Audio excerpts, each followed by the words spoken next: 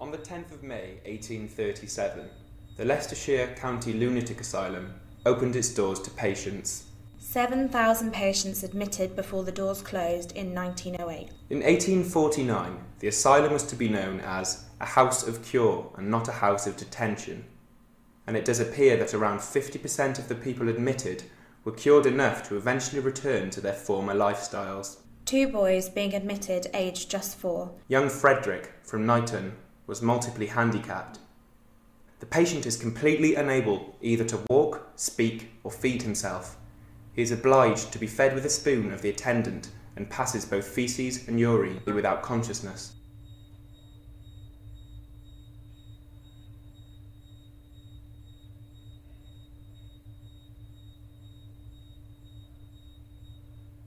Religious beliefs played a major part in the lives of almost all the patients being admitted. Around 200 patients were just too wrapped up in their own religion, which was reputed to be the cause of their mental malady. William, a bricklayer from Castle Donington, complained of pains in the head due to his being too much engaged in the work of God, and David, the labourer from Earl Shilton, had a commission from God to destroy all unbelievers.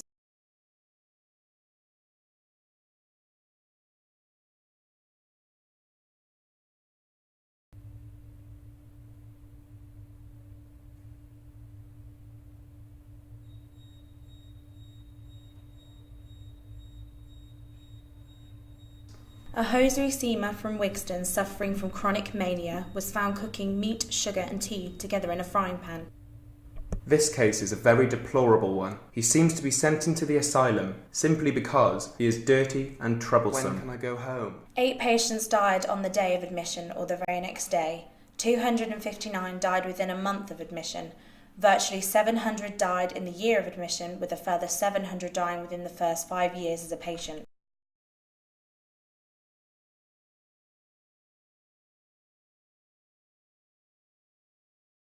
Forgive all petulance on the part of the patient, and treat with equal tenderness those who give the least trouble.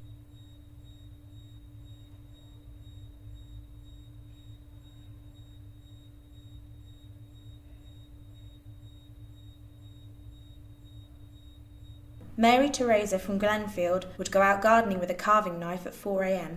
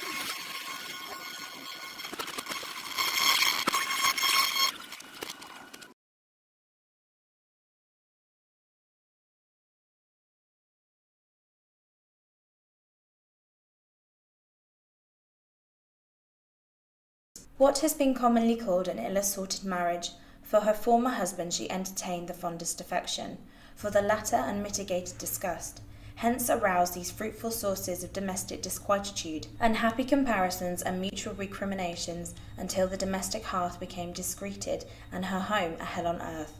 How few of these instances have ever been recorded, yet how fearful they add to the long list of the misfortunes and insanity.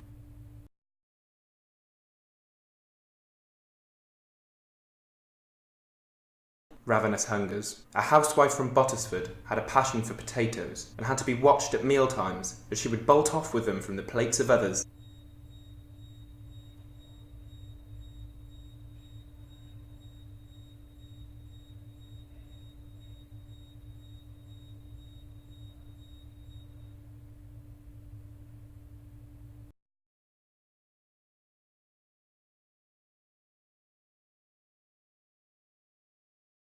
It was quite late and my shift had just ended. I was walking back to the top of the building to put my trolley back in the cleaning closet when I began to feel something behind me. I looked around, but nothing was there, so I carried on. I couldn't seem to shake the feeling, so as I turned the corner to dock my trolley, I froze as somebody whispered in my ear, "Pass the sugar."